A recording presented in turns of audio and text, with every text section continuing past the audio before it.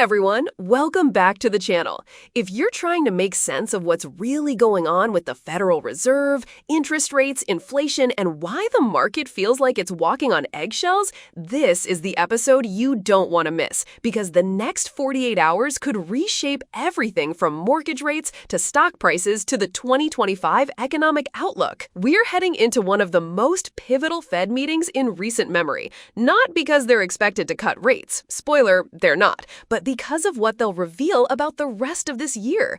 One move, one chart, even one word from Chair Jerome Powell could move global markets. So let's break it all down. For months, investors were pricing in 2, maybe even 3 rate cuts by the end of 2025. But those hopes have been slowly eroding. May's inflation data came in hotter than expected, particularly core CPI, which stayed stubbornly elevated. That single number sent shockwaves through bond markets, and now, as we head into the June FOMC meeting, Wall Street is bracing for what could be a complete reset of expectations. The most likely outcome? No rate cut in June, and maybe only one cut for the entire year. In fact, a growing number of economists now think the Fed might not cut at all in 2025. And if you think that sounds extreme, consider this. Powell has said time and again he's not willing to cut until the Fed sees greater confidence that inflation is on a clear path to 2%. Right now, that confidence just isn't there. The reality is the Fed is stuck in a narrow corridor between inflation that refuses to fall fast enough and a political economic environment that's anything but normal. Every new data point, whether it's jobs, wages, or global trade, is adding complexity, not clarity. And that complexity is forcing Powell and the FOMC to dig in and hold their line. And the pressure is mounting from all sides. The political landscape is adding serious complication. Donald Trump is back in campaign mode, and he's promising sweeping tariffs, 10% across the board, 60% on Chinese goods. That's not just campaign rhetoric. Markets are taking it seriously, and so is the Fed, because tariffs act like a tax on the economy, and they directly feed into higher prices for consumers. So even if inflation was drifting lower, tariffs could throw a wrench in that progress. And for Powell, the last thing he wants is to start cutting rates just as a new wave of price pressures hits the system. There's also the geopolitical layer. Tensions in the Middle East, rising global shipping costs, and volatile energy markets are all potential inflation triggers. If oil prices spike, whether from conflict or supply constraints, that puts even more pressure on the Fed to stay cautious. So while Wall Street is begging for rate relief, Powell has no choice but to play defense. Let's also not forget Powell's track record. He was burned in 2021 and 2022 by underestimating how sticky inflation could be. Since then, he's shifted his tone toward a more patient, data-driven stance. He doesn't want to be the Fed chair remembered for losing control of inflation again.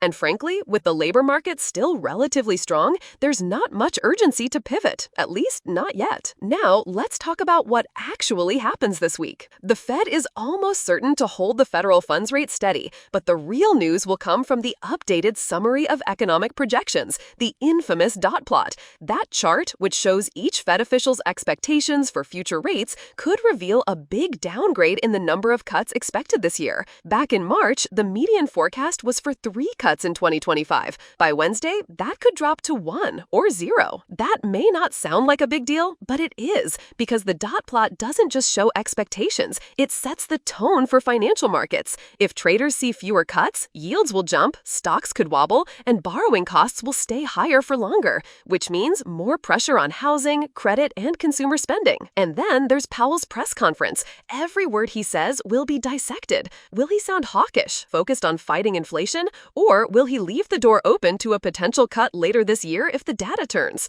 That nuance could drive the next big move in markets, because at this point, Powell's language carries as much weight as any actual rate decision. Now here's where things get really tricky. The Fed is supposed to be independent, but we're in an election year, and every monetary policy decision is being viewed through a political lens.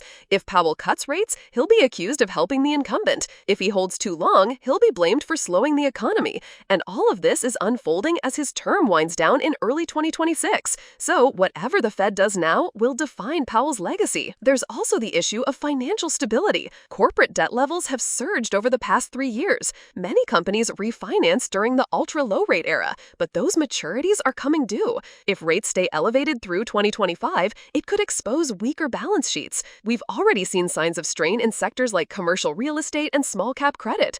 The Fed has to be careful not to spark a liquidity crunch while trying to control inflation. On the consumer side, the picture isn't any prettier. Credit card debt has hit record highs. Delinquency rates are rising, especially lower-income households. Auto loan defaults are creeping up. Yet, consumer spending, while resilient, is clearly slowing. It's not collapse, but it's a grind. And the Fed knows that persistent rate pressure could slowly erode household confidence. Mortgage rates hovering around 7% have frozen the housing market. First-time homebuyers are locked out. Sellers aren't listing. Builders are slowing down. Normally, this would be a clear case for a rate cut, but the Fed sees inflation risks that outweigh the pain in housing. So what happens if the Fed holds rates steady all year? It means tighter financial conditions will persist. It means companies will continue to face higher capital costs. It means consumers will struggle to refinance debt. And it raises the risk that the economy could slip into a slowdown, not because of a crisis, but because policy stays restrictive for too long. Yet, cutting too soon brings its own dangers. If inflation flares back up, the Fed loses credibility.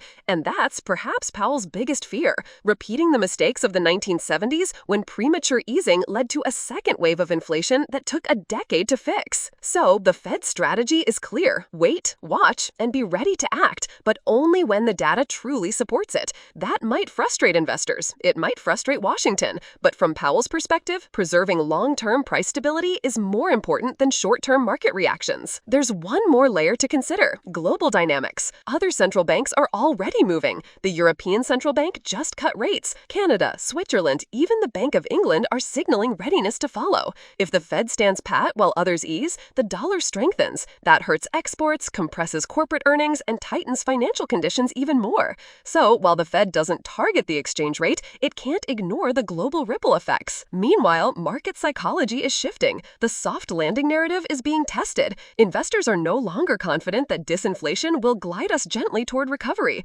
Instead, they're questioning whether Powell has overcorrected and whether a recession might sneak up in the second half of the year. That's why this week's meeting is so consequential. Bottom line, this isn't just a meeting about interest rates. It's about trust, strategy, timing, and credibility. So what should you watch for? The number of cuts in the new dot plot, Powell's tone on inflation and tariffs, any mention of September or December as potential pivot points, and how markets, especially bonds and the dollar, respond in real time, because that reaction will tell us what traders really believe about the road ahead. We're not just in a holding pattern anymore. We're in a moment where one wrong step could tip the economy in either direction. Powell knows it, markets know it, and after this week, you'll know it too. If you found this breakdown helpful, hit the like button and consider subscribing for more no-nonsense analysis of economic policy, market trends, and financial news that actually matters. Thanks for watching. Stay sharp, stay informed, and I'll see you in the next one.